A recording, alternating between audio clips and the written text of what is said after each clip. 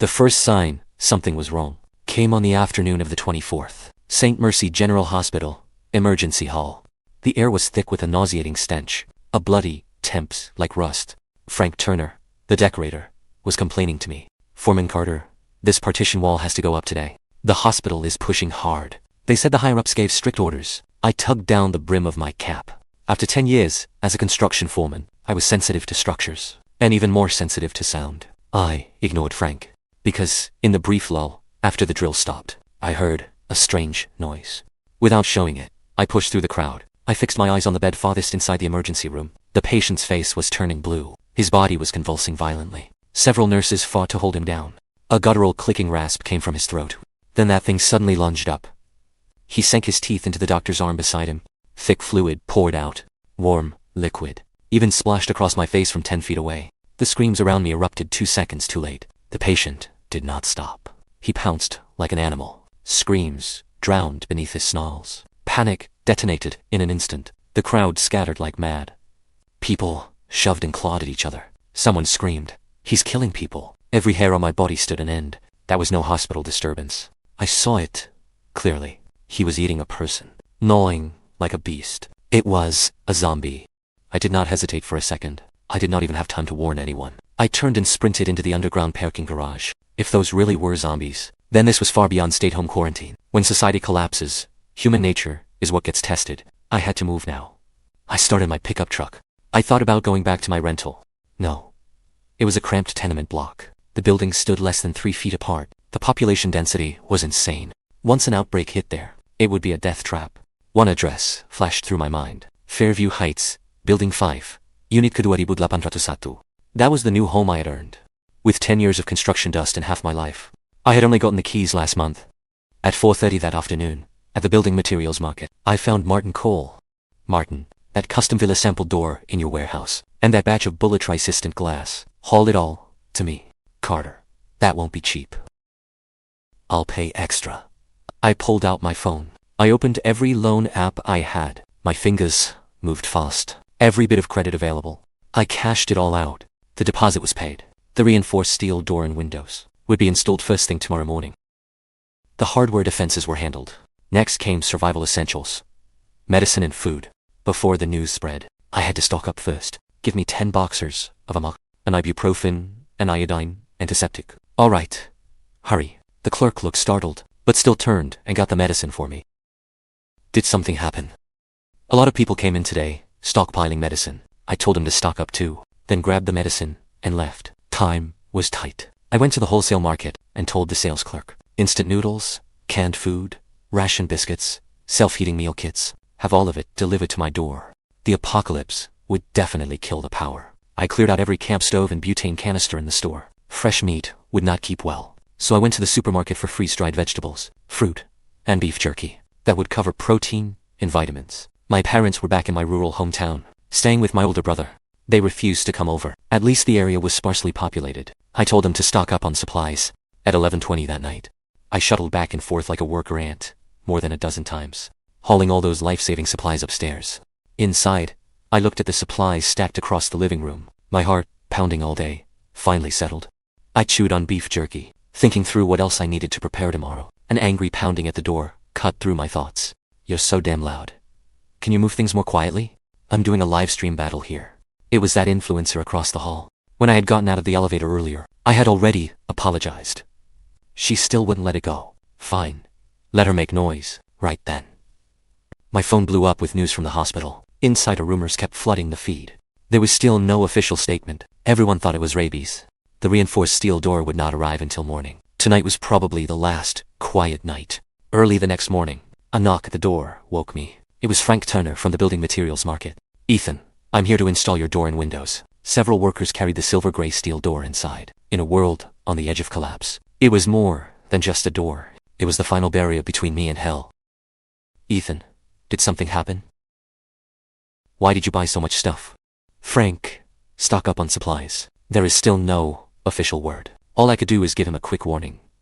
"Go home. Do not go anywhere." Frank had barely left when the influencer across the hall came over with management. "You're making a ridiculous amount of noise. You're disturbing everyone. Unit 2801. This is illegal renovation. You're keeping the neighbors from resting. I did not want to waste time. I brushed management off with a few words, and went back inside. Whatever happened outside my door no longer mattered to me. I had to think through my plan for what came next. Then a news alert suddenly popped up on my phone. Severe violent clashes have erupted in multiple cities. All citizens must stay home and lock all doors and windows. Do not go outside. I searched for related reports. Suddenly, a scream rose from downstairs in the complex. It had really come. Down below, crazed people were biting everywhere. Everything had fallen into chaos. The air was thick with the smell of rust. Zombies were flooding madly toward the complex. Screams filled the ground floor. It was complete chaos. I went back inside to get the controller. I needed to know what was happening outside. With a faint buzz, the black drone slid into the air. I guided the drone toward the city center. The once bustling pedestrian street was now a massive open-air slaughterhouse. People had nowhere to run. At the security booth, by the complex gate, several zombies, in uniform, were crouched over a delivery rider, tearing into him. I immediately brought the drone back. Outside was out of control. The city systems probably would not last the night. I had to stockpile water and power while I still could. First, I filled the bathtub with water. Basins, buckets, anything that could hold water. I filled it all. I was a rough man. If I used everything sparingly, stinking a little without showers would not matter. I did not own a cat. But once the water shut off, that pile of sand would be my last shred of human dignity. The tools I normally use to earn a living were useful now. With these in place, I might survive the apocalypse. The vent was a blind spot. I covered it with fine reinforced metal mesh. It still let air through, but blocked anything trying to crawl in. The floor drain led straight downstairs. I filled it with mortar, then weighed it down with something heavy. That sealed off the risk completely. A power outage was only a matter of time. In the days without electricity, I would have to rely on these power banks. There were also flashlights and LED lights. At night, they would be my eyes. The internet was still up for now. I had to download offline maps and first aid guides fast. And, of course, variety shows and television dramas. Once the network went down, these hundreds of gigabytes of files would be my survival manual. The downloads would take a while. While they ran, I cooked a bowl of noodles. No matter how bad it got outside, I needed to fill my stomach first. Instant noodles alone would not keep me full, so I added a self-heating meal kit. Right now, having a hot meal mattered more than anything. Before I could take the first bite, the phone on the table suddenly started vibrating like crazy. It was the residents' group chat. Help. The security guards downstairs are biting people. Nobody, go outside. Lock your doors. Someone downstairs has mutated. Someone in the group said, the entrance door to our building is locked. We are safe for now. No zombies have gotten in. Maybe past pandemic experience helped. Everyone stayed relatively calm. There was no riot. I put down my phone and ate the noodles in big mouthfuls. The hot broth slid into my stomach. At last, warmth returned to my body. When I bit down, all I tasted was beef and fragrant chili oil. Strength came back into every limb. Once I had eaten and drunk my fill, I planned to take a short nap and conserve my strength. Then a burst of pounding at the door jolted me awake. It was that influencer across the hall again, shouting my name. I did not open the door. Ethan, we are all neighbors. I know you stockpiled a lot of supplies. I can pay for some of them. Name any price. Why should I? We live on the same floor. We are supposed to help each other. Help each other? What a load of crap. When society collapses, playing the bleeding heart martyr means you are tired of living. If you will not give me any, I will expose you in the residents group chat right now. Threatening me. Hayambiha. This complex was less than 30% occupied. Some were dead. Some were crippled. And the ones hiding at home did not dare come out. Ethan Carter, are you even a man? Why do you get to hide in comfort all by yourself? I ignored that crazy woman. I picked up my binoculars and went back to the balcony. Those things seemed to have slowed down. They were not as frenzied as they had been at first. They walked slowly, their limbs stiff, as if they had no thoughts left. Only their instinctive hunger for living flesh could drive them into madness. I checked the building across from mine again. A zombie was wandering by the entrance. Some zombies had already broken into apartments. Others had taped paper signs to their windows, begging for supplies. This new complex sat far out in the suburbs. The occupancy rate was not high. For now, there should not be any major unrest. But the real threat was never the zombies outside. My phone started vibrating again. It was Kiki Monroe, the influencer across the hall, in the residents' group chat. She suddenly fired off several group messages. That lunatic in Unit 2801. I saw him yesterday, hauling water in boxers into his apartment all night. Peg Unit Kedua 2801. Ethan Carter, did you know zombies were coming? You stockpiled that many supplies. Shouldn't you bring some out and share?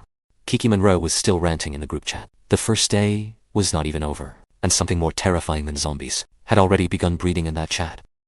During the first few days of the zombie outbreak, things were not nearly as chaotic as I had imagined. Looking back through the previous day's messages, the residents' group chat still clung to a false civility. On day one, everyone was still discussing when rescue would arrive. On day two, someone suggested sharing supplies. A reasonable person immediately pushed back. They paid to stockpile those things. Why should they give them to you? Do not get any crooked ideas. This is still a society under law. Do not use moral blackmail. Back then, everyone was still holding on to the fantasy that things would return to normal in a few days. No one wanted to burn bridges yet.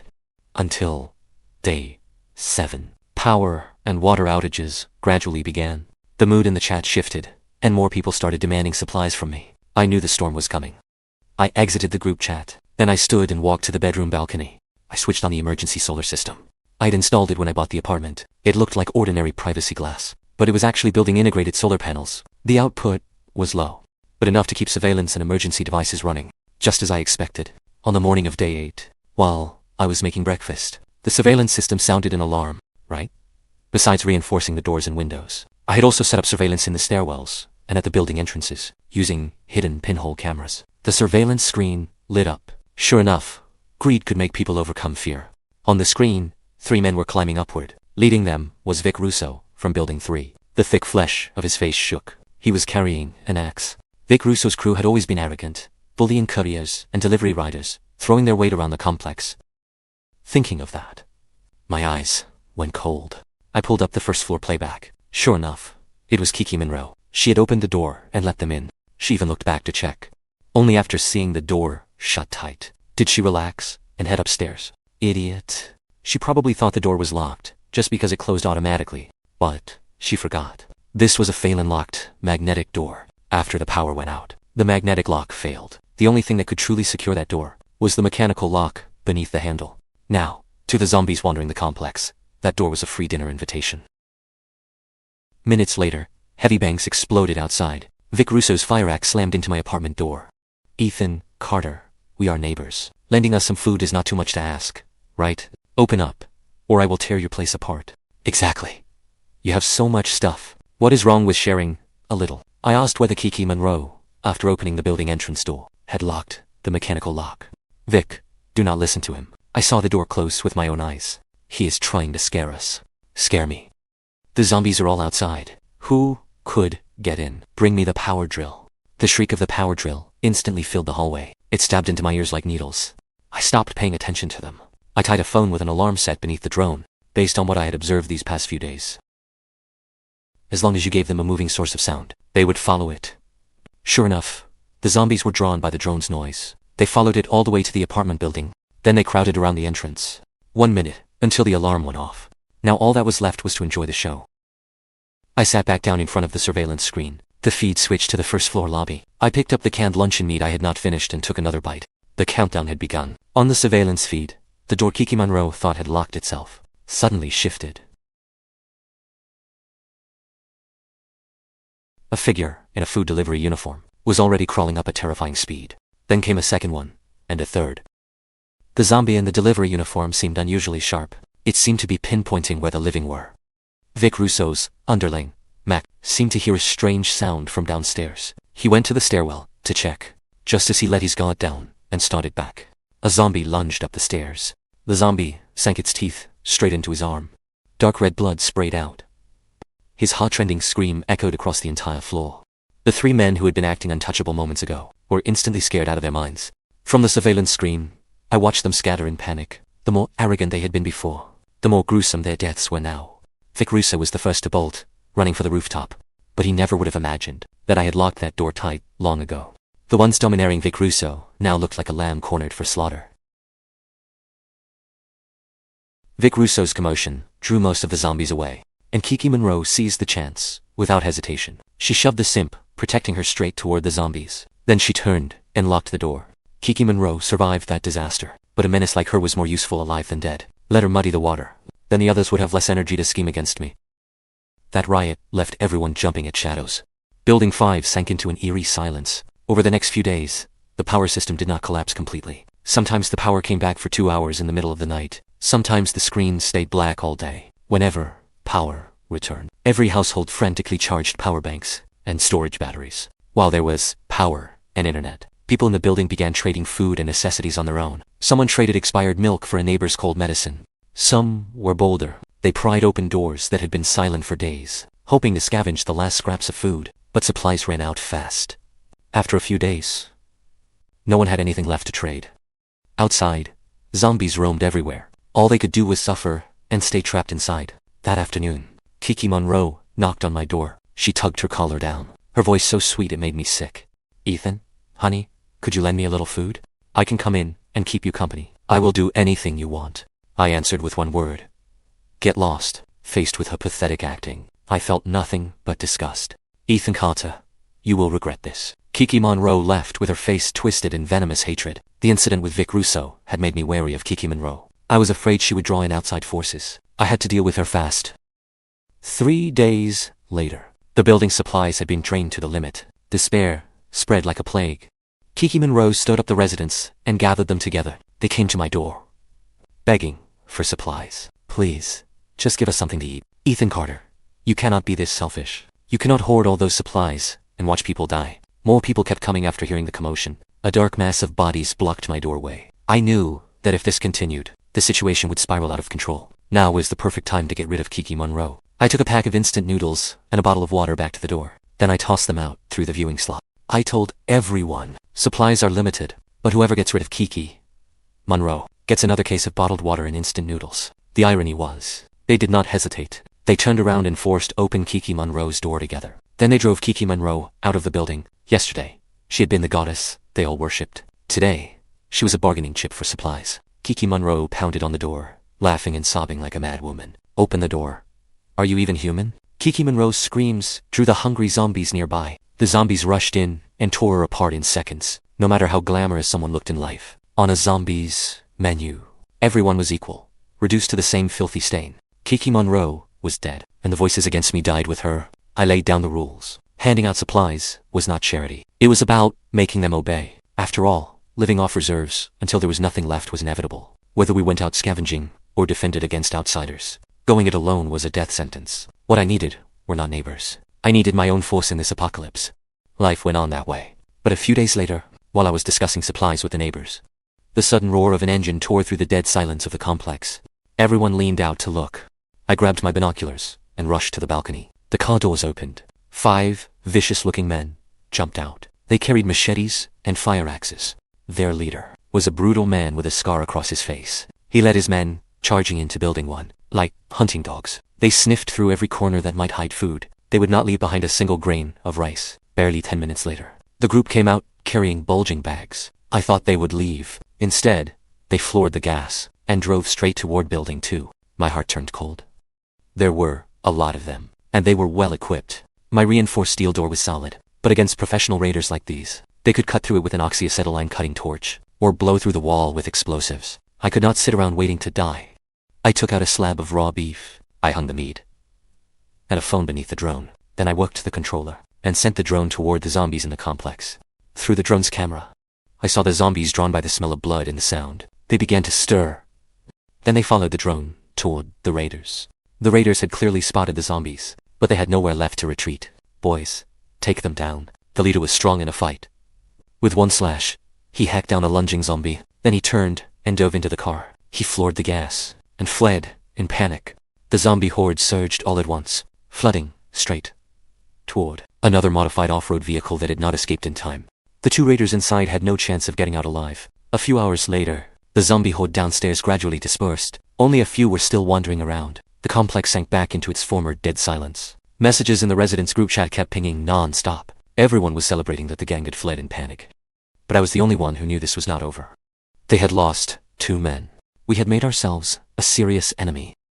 The next morning, I went to the balcony to check the situation below. Nothing remained except a pile of Nord remains.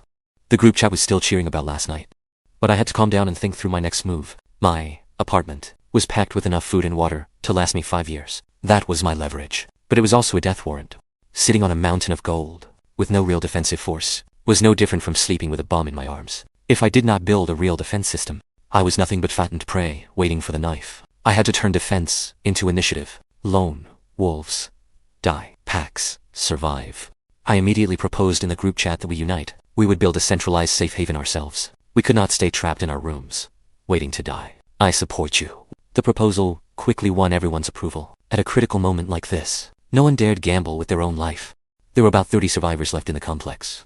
After excluding the women, children, and elderly, I picked 8 young, strong people with quick reflexes. One of them was Zack Miller, who had done construction work before. These 8 became the work crew, and also the security team. I explained the next tasks to them. Step 1 was to gather scattered resources. Then we would build barricades and seal the building. But before that, we had to lure away the trouble inside the complex. I took out the modified noise-making drone again. I gave the team their orders. Zack, take this. You are coming with me to the management office to find two-way radios. We need reliable communication from now on. Got it, boss. Lucas Reed, you lure the zombies away. And stay on. Watch the whole time. We move fast. Once everything was ready, Lucas Reed lifted the drone outside the building. He cranked the volume to maximum. The shrill alarm instantly tore through the dead silence. Sure enough, the zombie horde chased after the drone. They moved toward the edge of the complex, taking advantage of the opening after the horde was drawn away. Zack Miller and I rushed to the management office. I stared hard into the depths of the dark hallway, standing. Watch for Zack Miller. Every second of metal scraping kept my nerves stretched tight. At last, we found the two-way radios in the management office. Zack Miller stuffed them all into his backpack. I was about to search the cabinets for spare keys. Then a door-banging sound suddenly came from the manager's office inside. It was heavy and frantic. No living person could make a sound like that. Zack Miller and I exchanged one look. Then we turned and ran. We had not taken 2 steps before a mutated security guard charged out after us. I threw my axe.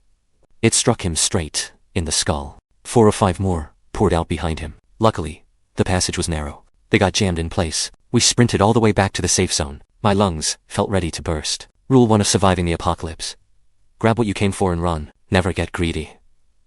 After we got the two-way radios, the team and I made a quick reset. We grabbed a few quick bites to eat, then split up the work. Lucas Reed handled lookout duty. He stayed ready at all times. If he spotted zombies approaching, he would launch the drone and lure them away. First, we moved the survivors all above the 26th floor. The higher the floor, the harder it was to attack. Then we started clearing empty apartments in the building. Most supplies were already gone. We mainly searched for anything we could use for defense, anything that could serve as a weapon. We gathered every golf club, baseball bat, and kitchen knife we could find. 2 other team members drained the fuel tanks of cars in the underground parking garage and removed their car batteries. Those were supplies for us, and weapons if needed. Another 2 dismantled wooden bed frames in the building and sealed off the elevator shaft that would stop mutated zombies from climbing up through it. Then we began sealing the building. The team used heavy, solid wood furniture to completely block the first floor entrance. But I knew very clearly, this barrier could stop zombies, but not people. Boss, if we sealed this door, how are we supposed to go out for supplies? Do not worry. We leave from the 6th floor. We gathered the climbing gear in the building, and on the 6th floor balconies, set up several simple but sturdy rappel anchor points. A height of 20 meters kept the zombie horde away, and killed any raiders thought of a surprise attack. It was also the limit of what we could climb by strength alone. Inside the building, we found 7 solar panels that still worked, with Martin Cole guiding the electrical work. Using the car batteries we had collected, we wired those 7 solar panels into a crude but precious power system. Then we gathered every usable computer in the building and powered them with the solar panels. We successfully connected to the cameras set up throughout the floors. Finally, using sofas, furniture, mattresses, and other debris, we sealed the lower floor passages completely. These were not meant for zombies. They were for raiders. If they ever breached the building, then the debris and gasoline would do their work. Night fell. Everyone packed up and prepared to rest. I had only just closed my eyes when Lucas Reed's anxious voice came over the two-way radio. Boss, we have a problem. There is a vehicle circling our complex nonstop. I rushed to the balcony at once and scanned the area with binoculars. Its headlights were off. It was circling, scouting us out. The thing I feared most had happened.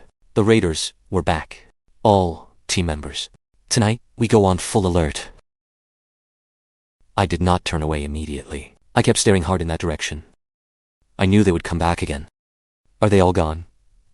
Hank Walker's low, hoarse voice came from behind me. The retired soldier was already gripping a freshly sharpened fire axe. Yeah, the scouts were not their main force.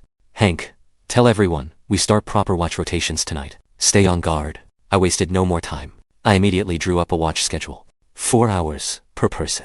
We stayed glued to every sound downstairs and every surveillance feed. Lucas Reed kept the rooftop night watch. Zack Miller monitored the cameras that night. Meanwhile, 2 neighbors and I used the gasoline siphoned from the cars to make Molotov cocktails. Then we mixed in shredded foam plastic. This special ground one end of the rebar to once it stuck to you. Could not be shaken off, no matter how hard you tried. Besides the Molotov cocktails, Hank Walker was sharpening several rebar rods. Then he wrapped the other end with electrical tape for a grip. At close range, a melee weapon like that could be deadlier than a gun you could barely aim. That night dragged on, long and deathly silent. We took turns dozing with weapons in our arms, and no one said a word. Not until the sun went down again the next day did that suffocating stillness finally end. Sure enough, they came back. This time, they did not circle. They stopped in the shadows a few hundred meters away. They knew what they were doing. One team deliberately revved their engines to make noise, luring the mutated, infected roaming inside the complex. Another group headed toward the underground parking garage. Through the cameras, we saw them carrying machetes and crowbars. Boss, look, they do not have guns. No guns makes it worse. It means they plan to break in by hand. I pulled up the garage camera and watched their every move. 3 figures hid cautiously behind the pillars, plotting something. Looks like they want to come in through the stairwell. Good. It is a one-way path. Easy in, no way out. The door from the garage to the lobby had already been welded shut. Lucas Reed had rigged a bell tripwire trap along the only route, using fishing line, bells, and empty cans. And we had deliberately left one mutated security guard wandering deep in the garage. In the dark. The slightest sound was a dinner bell for them. The lead raider crept through the darkness, step by careful step, but his toe caught the fishing line. Several strings of empty cans tied to it clattered sharply through the empty garage. The 3 raiders froze at once. Then, from the shadows deep inside the garage, came several low growls that raised the hair on my neck.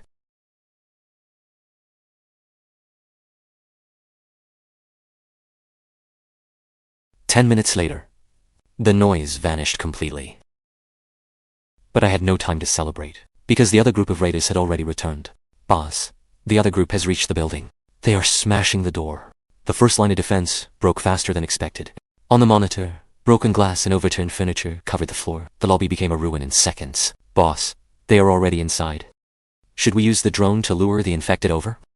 Do not move yet. Let them come in. The deeper they go, the better. That is where the real dead end is. The stairwell from the 1st floor to the 5th was already packed solid with old furniture. If they wanted in, they had to crawl. They have reached the 4th floor. On the cameras, the raiders were clearly moving faster than we expected. Jake, Zack, move now. We split up, lifted the fuel cans, and aimed through the gaps beside the stair rails. Then we poured the liquid down. The thick diesel gasoline mixture ran through the gaps in the debris pile, soaking the junk in the stairwell, and splashing over those raiders as they fought their way upward, drenching their heads and clothes. Damn it, it's fuel. Trying to retreat. Too late. Zack was already waiting in the stairwell. He lit a Molotov cocktail. The fuel vapors ignited in an instant. The dry wood and foam piled from the 1st floor to the 5th became perfect kindling in a heartbeat. In the stairwell, the raiders, wrapped head to toe in flames, thrashed and rolled wildly through the debris. They clawed at the debris, screaming, but could not break free. A few minutes later, they burst outside onto the street, crying and screaming. I rushed straight to the rooftop. Outside the complex, they rolled and ran across the ground in a frenzy, trying to put out the flames on their bodies. Zack, launch the drone. Got it, boss. On it. This modified drone carried a portable Bluetooth speaker with the volume cranked brutally high. Zack flew it off the rooftop to lure back. The infected the raiders had lured away earlier. Sure enough, the infected followed the drone's noise toward the complex. The next second, the drone hovered directly above the raiders. The speaker blasted an alarm at maximum volume. In the silent dead of night, it was painfully sharp. The zombies seemed unafraid of fire and charged in like mad things. In seconds, they swallowed those raiders whole. This time, the screams grew shorter, more desperate, then vanished into the night. The fire inside Building 5 burned hotter and hotter. The flames could no longer be contained and began devouring the upper floors. Hank, Zack, and I used heavy-duty climbing rope to rappel down to the ground before the fire got out of control. We escaped Building 5, but those mutated infected seemed to feel no pain. They charged straight into the sea of fire. Only when their muscles and tendons burned through Did they tumble down like chunks of charcoal? I stepped onto the balcony of Building 7 and watched the inferno swallow Building 5. I felt no regret. What that fire burned away was only the decoy we had deliberately left behind. 2 days before we started sealing off the underground parking garage, we had already begun moving in stages. We moved all the survivors, and part of the supplies, over to Building 7. Building 7 was a bare shell in the abandoned Phase 2 block. No one lived there. 2 zombies, sensitive to sound, or raiders searching for supplies. It was not worth a second glance. The few sheets of plastic and tape we had left could not stop the cold wind from slipping through every crack. It still cut like a knife. To stay silent, we could only crowd into 2 rooms, sheltered from the wind. We survived by clinging to each other's body heat. 2 days later, a heavy rain put out the remaining flames, and Building 5 became a ruin. The fire burned away the danger, but it also burned away our time. Survival meant our supplies kept bleeding away. On the morning of our 10th day in Building 7, Hank and I were taking inventory. Water and medicine were almost gone. The supplies would not last more than a few days. Suddenly, a harsh burst of static broke the silence. Everyone in the room snapped their heads up and stared at the radio. I immediately moved closer to the radio and adjusted the volume, listening carefully. This is Northbridge Temporary Shelter. We are at Northbridge Sports Center. When they heard there was a shelter, someone started crying. Others embraced each other. But I did not move. My ears locked onto every word. Warning. Virus outbreak. Phase 2 mutation. Extreme danger. Proceed to Northbridge. The signal cut out. The room fell into deathly silence. Mutation. What does Phase 2 mutation mean? The authorities said those things had evolved. They had become far more lethal. That meant survival had just become harder. I grabbed the map. I found Northbridge Sports Center, the place mentioned in the broadcast. Northbridge was more than 500 kilometers away. With the roads the way they were now, that distance meant at least a 7-hour life or death run. If we planned to cross that wasteland, we had to do the most thorough inventory possible. Fuel, food, water. We could not be short on any of them. Most important of all, against those twisted, unnatural, mutated, infected, we needed better weapons. My eyes settled on the map. Goodwill Market. 3 kilometers from here. More than a month had passed since the disaster. A place like that had probably been picked clean long ago. Worse, zombies might be holed up inside. Riza told me. Going there would likely be pointless. But, in a dead end like this, even the slimmest chance of finding leftovers was something we could not ignore. It was still better than being trapped here waiting to die. We had to move. Clear out that off-road vehicle. First thing tomorrow, we make a supply run. Don't worry, boss. Hank and I have got it. We had scraped by for so long in this tower of despair. This time, we would strike first. The cold morning air stung my cheeks. 15 degrees below freezing felt especially unnatural in this southern city, in that abnormal cold.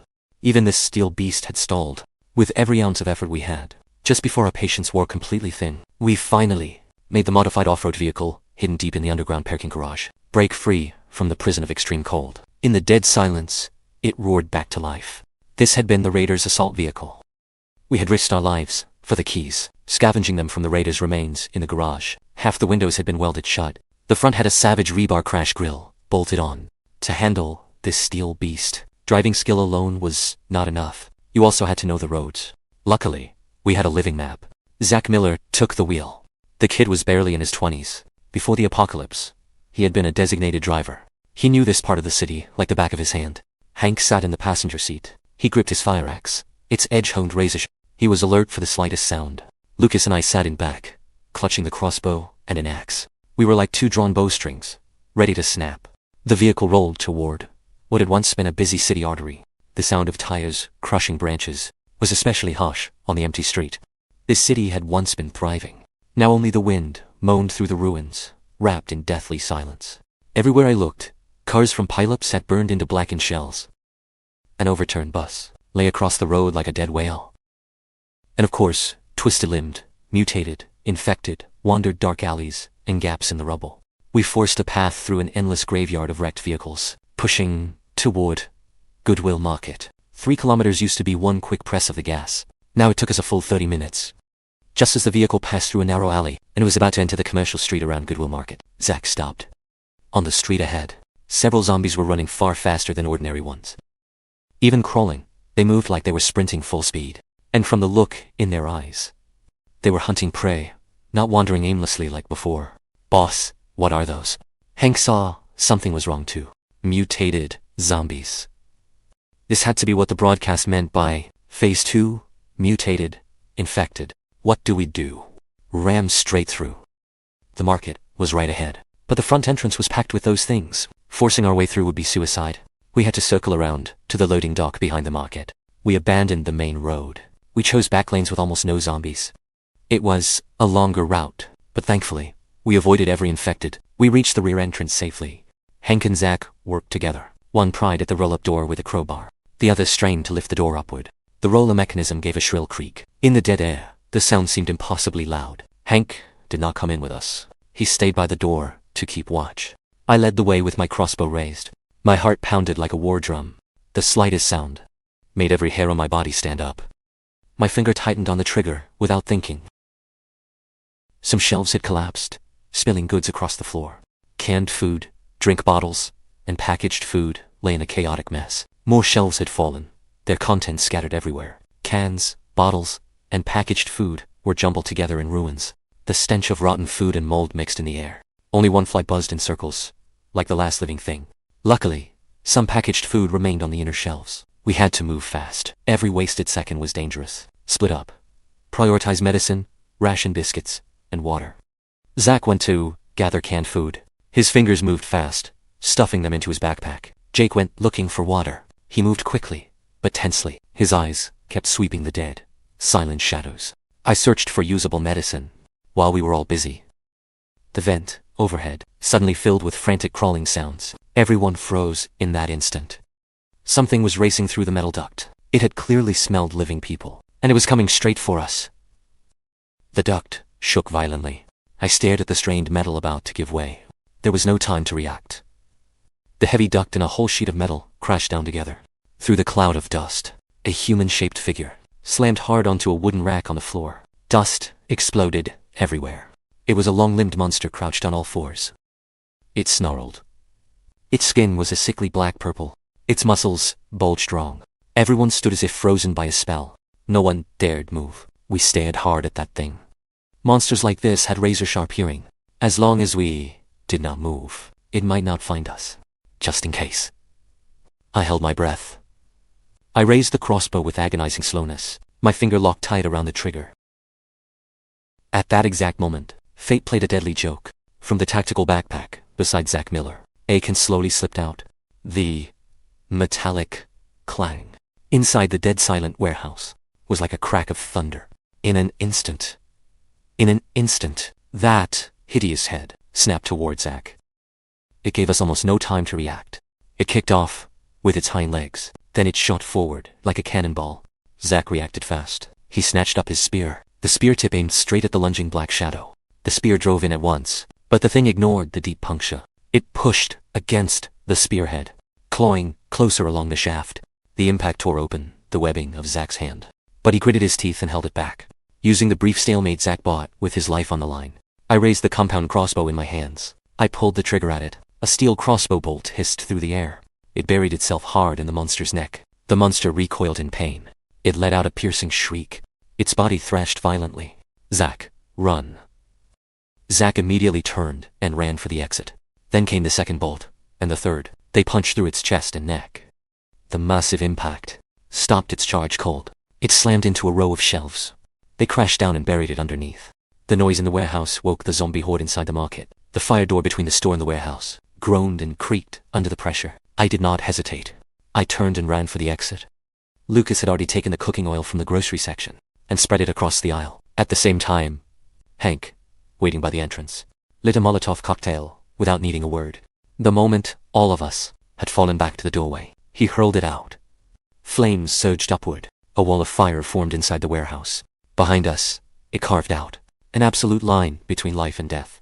Just as we were about to leave, behind us, the creature slammed into the wall of fire with a shriek, and its flesh liquefied instantly. A boiling hiss followed. It was the sound of vocal cords and muscle, wailing as they dissolved under the heat. It melted completely in the flames. Amid that scalp-prickling sound of flesh dissolving, we did not dare pause for even half a second. We turned and fled that death trap. The off-road vehicle came in with a harsh scrape of metal. It rushed up to us and braked hard. Zack shoved the door open. Hank Ethan, get in. The doors slammed shut. The tires kicked up yellow dust. The off-road vehicle roared away from that dead silent place behind us. All that remained behind was the building belching black smoke, and the beasts inside, buried in the sea of fire.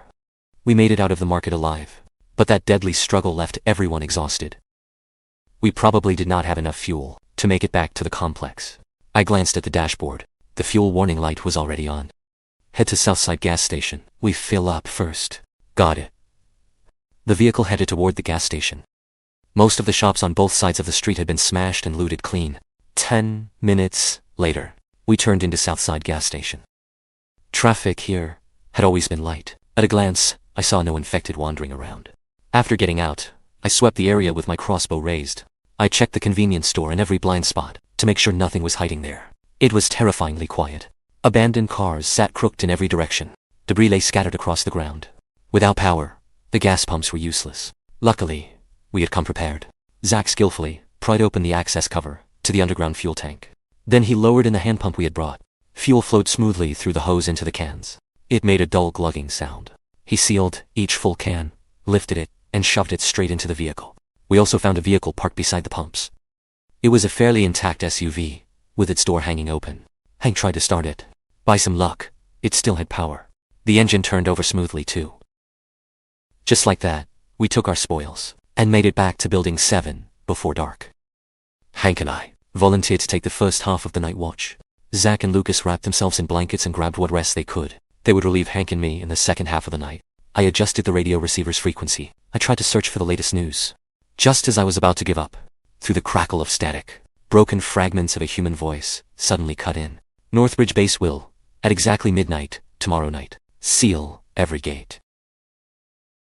The news crashed into us like a boulder, and left everyone stunned. Zack, who had been resting under a blanket, sat bolt upright in disbelief. We leave tomorrow morning.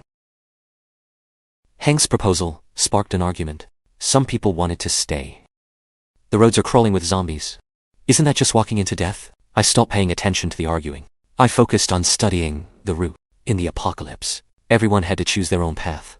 Life or death was on them. Hank and the neighbors who chose to come with us began sorting the supplies we would need on the road. The rest was left for those who refused to leave. At dawn the next day, gray-white morning light pierced the clouds. Before the fog had cleared, as soon as the supplies were loaded, we wasted no more time. We left Building 7 in 3 vehicles.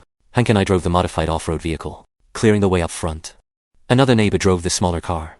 Zack and Lucas took 2 neighbors and brought up the rear in the salvaged SUV. Just like that, we started the journey to Northbridge. The first 20 kilometers went smoothly enough. We avoided the main roads as much as possible. Along the edge of the abandoned industrial belt, outside the city, we felt our way forward. But when we drove onto the unavoidable route to Northbridge, the riverway overpass, trouble hit. The road ahead was choked with abandoned vehicles. Only a few extremely narrow gaps remained. This had once been the city's main traffic artery. Now, it was a steel graveyard. We had no choice but to slow down and thread through carefully. Just as we tried to go around a bus, everything changed. The infected hidden in the shadows woke to the sound of engines. Once they heard the noise, they poured out from every direction. They charged straight at us. Without hesitation, I floored the gas. We blasted forward. The reinforced bumper hit hard and sent the zombies blocking us flying. Our speed did not drop at all. 2 seconds later, Zack drove the SUV over the wreckage-strewn ground and followed us straight out of the For the next few hours, we drove into the dying sunlight, heading all the way toward Northbridge Sports Center. Before nightfall, the vehicles finally reached the gate. Searchlights flared from the guard tower, signaling us to wait. Several heavily armed guards walked toward us. Following their orders, we got out one by one. Then we waited for the professionals to inspect us. The inspectors checked everyone's arms and necks, confirming there were no signs of infection. The guards gave the tower clearance to let us through. I watched as that steel gate slowly swung open. I thought of Building 5, the building I had once defended with my life, only to see it turn into a burning torch. It was already out of sight, but it had taught us the rules of survival. Cold, ruthless decisions, and that faint, buried stubbornness to keep living. Those would stay with me for the rest of my life in this apocalypse. Ethan, are we going in? Let's go. In that moment, we said goodbye to the tower that had trapped us in despair, and drove toward a future where we could finally call ourselves survivors.